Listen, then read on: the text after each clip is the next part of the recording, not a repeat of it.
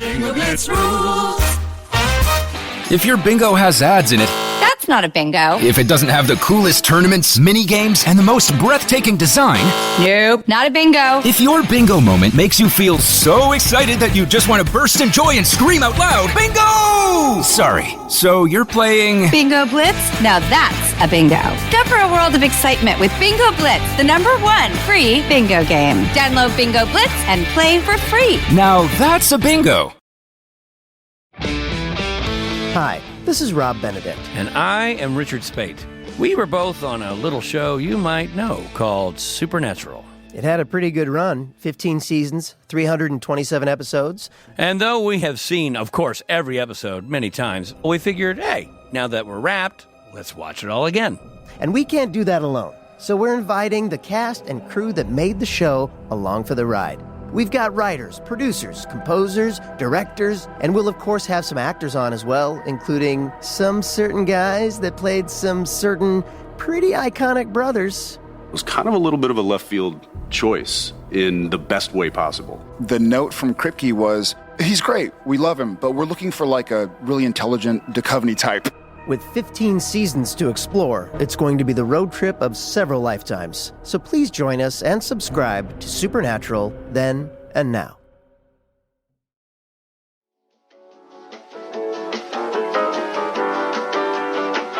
Welcome back to another rousing episode of Fisting Friday.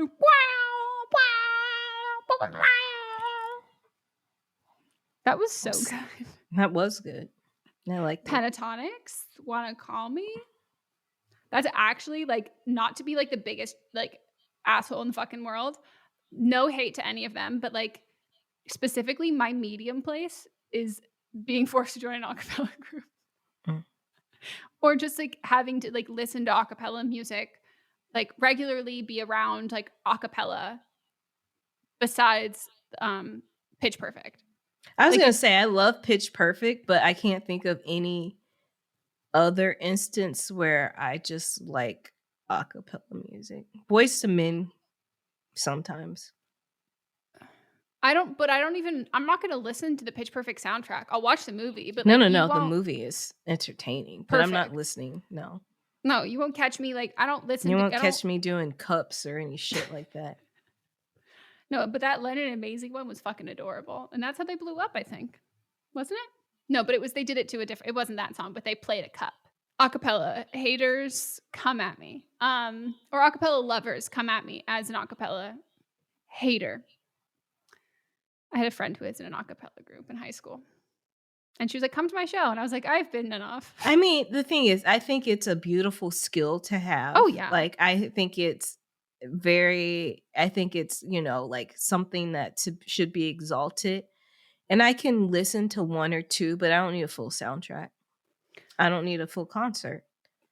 I can enjoy the art. I can enjoy the craftiness of it. But, you know, I don't need it all the time. I don't want it all the time. I don't even need a big helping of it. I don't even need a little helping of it. I appreciate your technical skill, but the same thing that I feel about surgeons in the operating room, that's on your time. I don't need to see it. Mm-hmm. I don't need to participate. I can say kudos, great job, happy for you, love what you do. You put in the work, you put in those hours. I just happen to not be present at those hours. It's the opposite of that Monique gif. I would not like to see it. Literally me. Anytime I hear more than honestly though, it's more than two people singing. No, it's more than three people singing. And then if it's without more than four people singing. And then if there aren't instruments, it's more than two people singing. I'm like, thank you for your service. I'm out. I think it's the former theater kid in me. Anyways, on Fisting Fridays, if you're brand new here, hi, welcome. Unclench your asshole, lube on up, and get ready for us to fist you with the results of the last episode of But Am I Wrong? We are obviously coming to you. There's been a hiatus, a little bit of a break. So we're gonna have to give you a little bit of a refresher. Episode I can't even 52. remember most of these anyway. I know. Thankfully, the images like really evoke a reaction for me. All right, so Silicon Valley pronatalists are just eugenists. Who is wrong? 1% said I was wrong. 99% said I was not wrong. Then we had mine, which was raisins deserve more respect, and this was contentious. And people. As a podcast network, our first priority has always been audio and the stories we're able to share with you. But at Realm, we also sell some pretty cool merch, and organizing that was made both possible and easy with Shopify. When you think about successful businesses like Aloe or Allbirds or Skims, an often overlooked secret is the business behind the business that makes selling and, for shoppers, buying simple. For millions of businesses, that business is Shopify. That's because nobody does selling better than Shopify. It's the home of the #1 checkout on the planet. And the not-so-secret secret that's definitely worth talking about is that Shop Pay boosts conversions up to 50%. That's more happy customers and way more sales going. If you're hoping to grow your business, your commerce platform better be ready to sell wherever your customers are scrolling or strolling, on the web, in your store, in their feed, and everywhere in between. Businesses that sell more, sell on Shopify.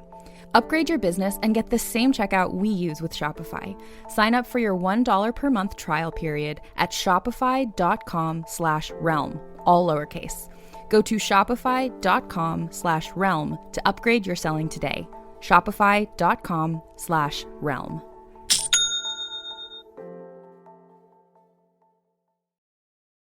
Been still messaging about this, tagging us on things on Twitter. 40% said I was wrong, and 60% said I was not wrong. I just have to say that this was neck and neck for a while. Like I didn't know where it was going. Like part of the day, it was like, no, Meghan, you're very wrong. And then it was like, oh, you're back. Like I was being teased all day with this. And I just want to say to my fellow raisin respecters who sent messages, I see you, I hear you. And people who have these singular caveats of like, well, I only like raisins in this thing. Bitch, you like raisins. You like raisins. If you have a caveat, that means you like them. It's like my sister Melanie says, I don't like chocolate, but will eat a Snickers. She'll eat my German chocolate cake you just don't like certain forms of chocolate. You still like chocolate. Mm-hmm. Don't be coming out here with these statements, these defamatory, accusatory statements against the group of raisins which have been persecuted left, right, and center along with lima beans. It's like, let them live. I don't like raisins in oatmeal, but I love raisins in a cookie. I love raisins by themselves. Just because I don't like them in one thing does not mean that I don't like raisins. Yeah, I don't like raisins on ice. Well, to be fair, I kind of feel like I would eat raisins on ice cream. I love a raisin in a savory dish. Yeah. I don't like peanut butter and chocolate mixed together, but I do like them separately. That does not mean that I don't like peanut butter and chocolate. And you respect them as separate entities, and you're not going to trash talk one just because they had a cameo in a production that you weren't a fan of. Exactly. All right, then we've got writer #1 versus Casey, who kept their friendship secret and is now putting distance between them. The writer wants to drop Casey as a friend. 3% said the writer is wrong. 97% said the writer's not wrong. Some of the people that said the writer's wrong did write in and say that they said the writer was wrong because they've kept the friend for this long, but that was not the question that was asked. Again, you vote on what is proposed. Some people like to make it harder for themselves. And I just have to say, if I was voting, I feel like I would be one of those people. I'm like sure I would just make it difficult for myself and others. But that's not who we talk out. We say these things when we're, discussing, but when we have our final conclusion, we base it on what the question that has been asked. Yeah, this is homework. You want to answer, your AP Lit teacher would be upset with you. Yeah. Then we have writer #2 versus coworkers who are taking her food and the boss told her to put laxatives in the food. 11% said the writer is wrong. 89% said the writer is not wrong. Someone messaged and was like, legally, she can't do this. And that led me to a deep rabbit hole. And I'm pretty sure there's literally an entire subreddit dedicated to this. And it's basically like, if it was public food, then no, she couldn't do it. But it's her personal food. Even if it's your own personal food, if you have the intention of somebody else eating it, like that, like if you put laxatives in it, like it's for some people, if it's a laxative drink that's clearly like that's what it is and you're making the tea solely for that purpose, but because you're adding it to like food, which has an additional purpose, it can be more of a gray area. So people had suggested that if you like spicy food, to do like really, really, really spicy food, like something that's you're covered a little bit more in like plausible deniability that it's something that you're eating. Like, you know what I mean? Yes. So on Kim's Convenience, they there was a coworker that kept eating their food until they found out a food that coworker didn't like, and then would always label the food as what that food was. So then the coworker stopped eating the food. Yeah, if Mott's was stealing my food and I wanted to deter him, I would do a blanket of beets on top. And so he would be like, ugh, beets. And I would be like, haha. And then I could eat the beets, or I could just dig under to find what I wanted to eat. You should have used Ariana licking the donut. That would have been, I can't believe that happened. I still can't either. Like, and like, why? We've moved on. We've just moved on. I'm not okay. Imagine though, like how bad do you think she would feel like if that happened like any couple of years closer to the pandemic? Oh yeah. So bad. Good luck with reading this one. By the way, I just want to give you a little bit of a caveat. I did write it. The writer wrote it and like I did write it down a little bit wrong. Writer number 3 versus her boyfriend Dan's aunt, who is ethically scamming his grandparents. They wanted to donate their fortune to the church. Instead, the aunt had their will changed and the money signed over to her. Dan thinks it's wrong to donate the money to a Southern white church. Writer thinks it's wrong to scam the elderly out of their last wishes. And 63% said the writer is wrong, and 37% said that Dan is wrong.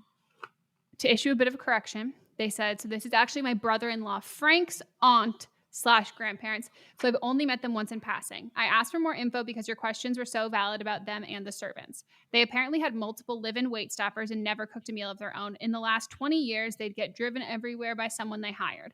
They had a very extravagant life and shared little money with their children. This made the aunt who did this bitter. I'm a tad bit confused about some details, but it's a touchy subject, a touchy situation for Frank, and we aren't close. The live-in staff, quote unquote, allegedly were paid well. These old people had millions. I believe they worked in business, unsure what kind. And said, P.S. honored you used Kiki for my, but am I wrong? And then I still stand with the aunt. Well, yeah, so then they continued on and said, I 1,000% agree with you both. Oh my God, I didn't even realize Frank saying, so these messages were sent before the last ones. Gotcha. I 1,000% agree with you both. Oh my God, I didn't even realize Frank saying servants could imply they weren't paid in the South and how it's close to another S word. I'm embarrassed. I should have questioned it, as it did give me a weird vibe and I wasn't sure why. I will ask Frank what this means next time.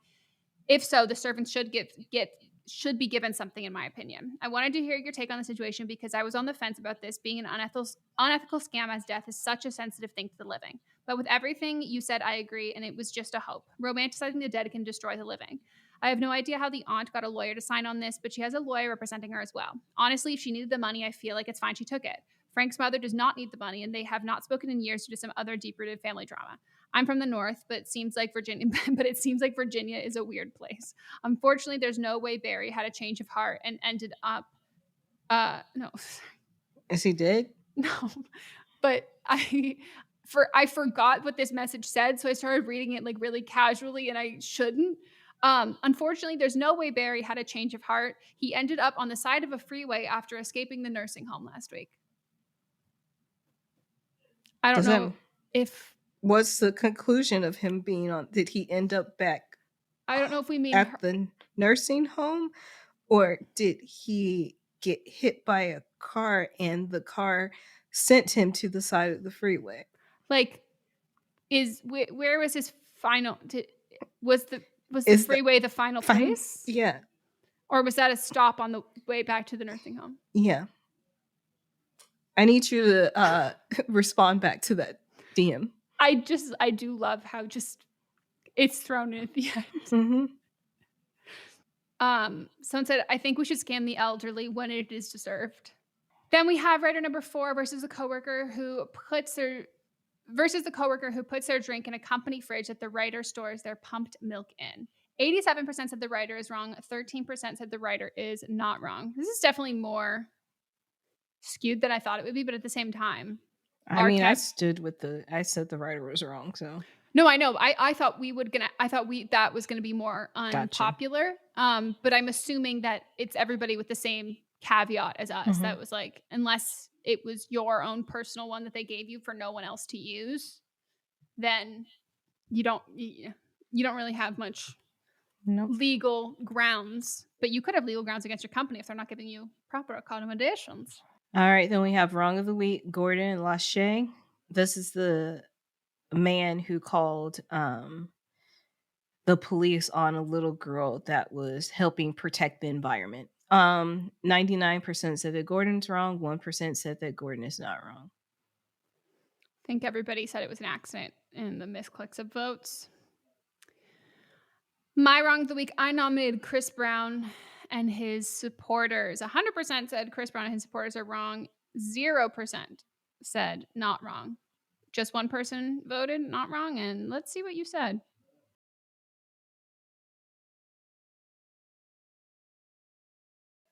Oh, did you see this one? Here, we're not going to talk about it on like an episode, but someone did DM one. They asked to hear our thoughts on this. I saw something about us, and it was in the request, I think, with Margot Robbie. Yeah. I don't know anything about it. Me neither. Let's see. I'm interested to see what you both think about this since you work in the industry. Margot Robbie snuck in an unscripted kiss with Brad Pitt on the Babylon set. When else am I going to get the chance? The opportunity might never come up again. I mean, I think it's weird that she wants to kiss him. Yeah. And I don't think you should be kissing anybody when there's not a scripted kiss. I don't think you should be kissing anyone unless you have their consent. Like, I know that there's like couples or people that play couples on TV that they've been playing a couple for a long time. What's up, everyone? It's Noah Daniels. Hey, y'all. I'm JJ. Hey, guys. It's Kat. And we're your hosts of the Real Hauntings podcast, where we bring on guests to share their first-hand encounter ghost stories and supernatural experiences. Now on to the trailer. I've been warned to not tell this story, but I think because of the way it ends, it's okay to tell this story, because some people say that with certain entities, to like speak of them or talk about them or in any way like portray them as powerful will attract them to other people. The creepiest thing about it to me is a lot of times it would wait for me to notice it. Like, it would just lay its arm out like this, and then I'd be like, where is it? Where is it? And then I'd see it, and then it would just slither back. For more information on the Real Hauntings, Real Ghost Stories podcast, make sure you check out real.fm to learn more about our podcast and many other amazing podcasts. And they'll do unscripted kisses because they feel like it's right for the script, but they'll say, like, we have been working together for a long time, and we like consensually have made the decision that we will kiss each other even if the script itself doesn't call for it. But I don't think you should be just kissing people to be kissing them. Yeah, I mean, the headline makes it sound like she just did it when she like said the director, I think this would work. And like, that's even how it goes when you do, like, if it's not in the script, then people like, you're like, oh, I think it would make sense for us to kiss here. And that's like the conversation that happens. And I think that's literally what happened. Okay. People are attaching onto it there because it's, yeah, I know that on convincing the director to let her do it. I think she would go up and just kiss him, blah, blah, blah. And then he was like, yeah, I think that's a good idea. Okay, well, if it was talked about, then then that's fine. That happens all the time. But like, yeah. if it just was not in the script and there was no direction to do it, then no. Also, that's a really fucking quick way to like, ruin a take, but also like get slapped. Like, right. Not that like, I think that he should slap her, but like, if you do something, like you come into my personal space and like, my reflexes are gonna go off. And like, I'm glad that was like a conversation because like, there's nothing fucking hate more than directors who are like, no, I want you to be like, I mean, I've had times where it's fine, where like we had one like fight scene and something, and it was all CGI blood. And then for the last one, the director was like, we're going to do like a practical blood effect. And he was hiding. And I turned at this point and he like sprayed it all over my face. And it was like, I just wanted to like get the shock thing. And like, you know, in the scheme of things, that's not bad. Like it didn't ruin the day. It was fine. I didn't feel violated or whatever. But like anytime where I'm like, directors feel like they have to manipulate actors to be in a situation that feels like quote unquote real, then I'm like, you're just not trusting people to act then. Exactly. This is called acting. It's not called jump scared. Literally. Like, and also like I get scared enough. Like sets are dark and like drafty. Like you don't, especially that set, dude, where you were having allergic reactions to everything. Oh yeah, I was allergic to the air. Yes. And yeah, and the medic literally like every day just had to like time it out and then just take me to like the emergency showers and like rinse my whole body off. And then he had to like keep like uncontaminated towels in his car, so then like they wouldn't have like had the air on there. Forgot about that. But yeah, that's funny.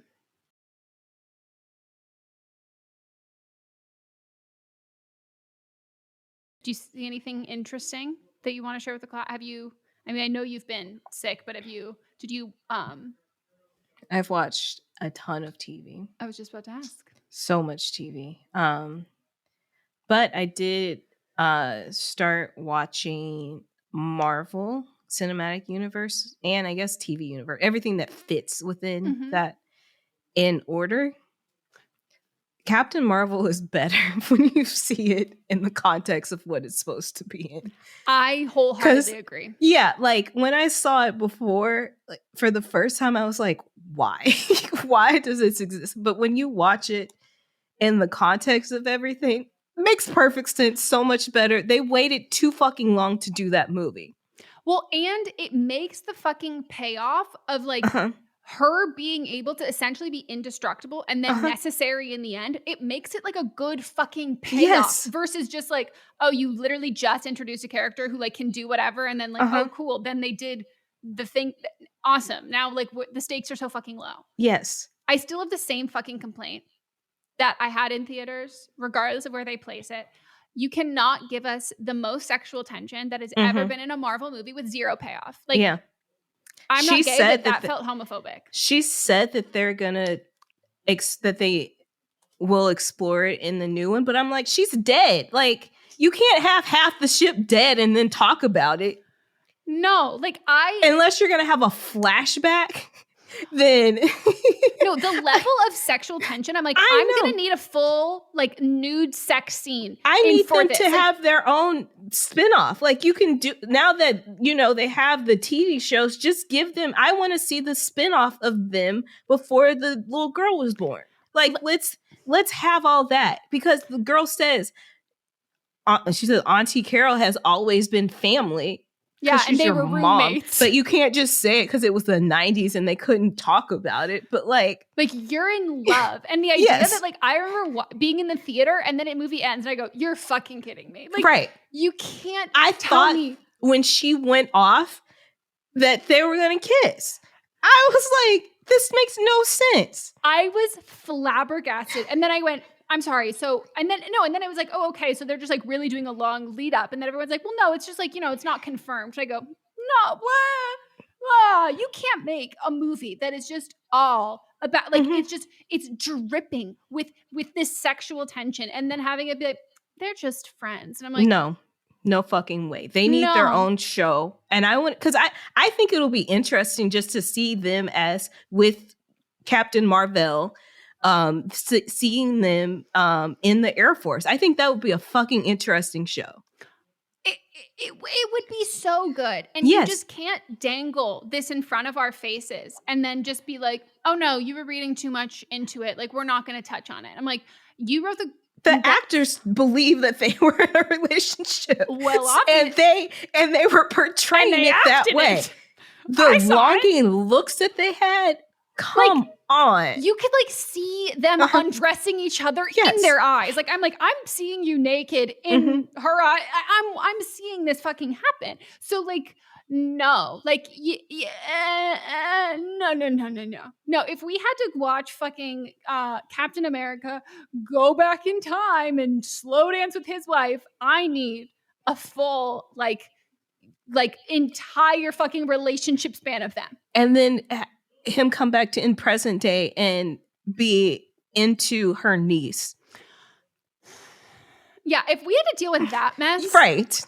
Give us this. Like, why would it makes no, it literally felt like they cut it out of the movie. Like, I was like, did I blink and I miss it? Like, there's no way that you laid all of this groundwork. The last time I felt this disappointed was when they didn't kiss, when Troy and Gabriella didn't kiss in the first High School Musical movie. And you're like on the edge of your fucking seat all the time. Except in High School Musical 2, they gave us a fucking kiss. So Captain Marvel, I need a fucking kiss.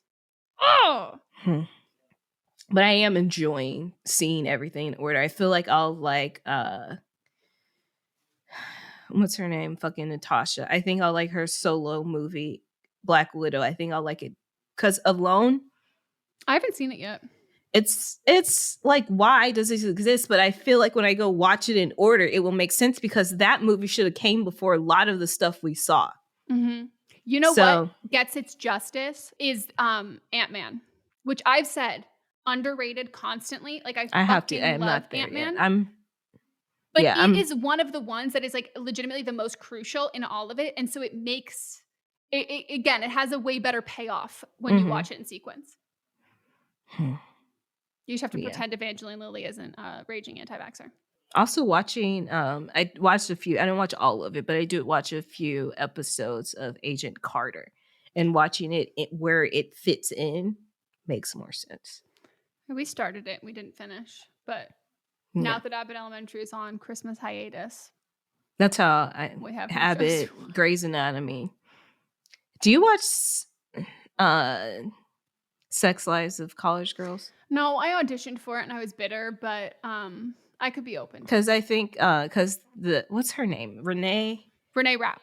Yeah, like I really enjoy her acting. And then she's gonna be they're doing the Mean Girls. music. Yeah, Mean Girls, and she's gonna be Regina, and I think that's perfect. Well, because I think that she's one of those people that like everyone got fucked over by the pandemic, but like she was cast on Broadway and she was one of the I think she might have been the youngest one in the show at the time.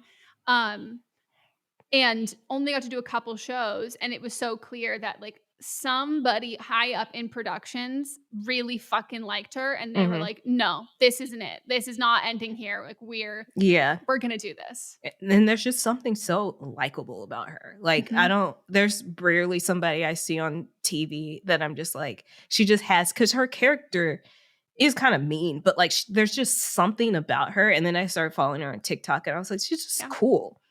Yeah. She's really cool. She's also really young. I think that's a part of it too, is that like you just are, that sweet spot of like you're just being yourself, and like you're not trying to be anything because you don't know that you should, and you don't know that you're not jaded from any of that. And so like she's very talented. But yeah, no, I auditioned for some like random one. But my friend Gracie is on the new season, so who's she play? I don't know. What's her last name? Dezenny. She might be by Grace at this point, though. It's Gracie. Oh, she plays Renee's love interest because they look alike, and there's a whole thing about how she only like that her type is her. And so that's what I need to get on, because the amount of roles I have lost out on, because it's like we're either going to go in a direction where these two characters are supposed to look alike, and then the role is yours, or we're gonna pivot and they're not going to look alike. Is that on a Netflix original? No, it's HBO. Oh, okay. Well, because Gracie was in First Kill, and I don't know how this started, but what did she start in? Oh, Chasing Life. She got cast in Chasing Life. What year is that? 2014. And she like was cast playing a lesbian. And since then, she's like, I don't know, like almost like vast majority of roles she's now is that she's playing a lesbian. And she was like, I would always much prefer to like kiss a girl than a guy. Like she's like, they smell better. They're a lot weird. It's so nice. Like I'm not like concerned about like, oh, like are they going to misinterpret this as flirting and then be like weird about all of this stuff? But and then she was on First Kill on Netflix, which got canceled after one season. And actually, no, I think she was just gay adjacent in that. I think she was the older sister. That is it. We hope you are satisfied with the fisting you received here today. We hope you thoroughly enjoyed it and you feel so fulfilled. A festive fulfillment of fisting. Oh yeah, when does this come out? This comes out Christmas Eve. The eve of Christmas Eve. Mm-hmm. I hope you're all getting fisted and stuffed. You are either hooking up with your hometown of flings, or if you shouldn't be, I hope you're not texting them, and I hope you don't hook up with them. Agree. All right. Goodbye. Bye.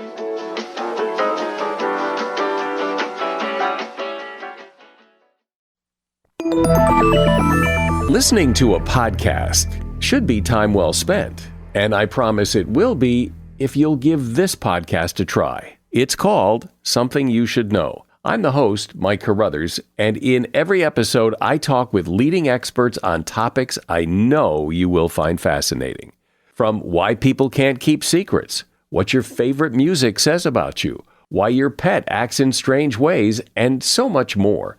Something You Should Know is designed to give you information you can use in your life and give you great intel that you can share with others.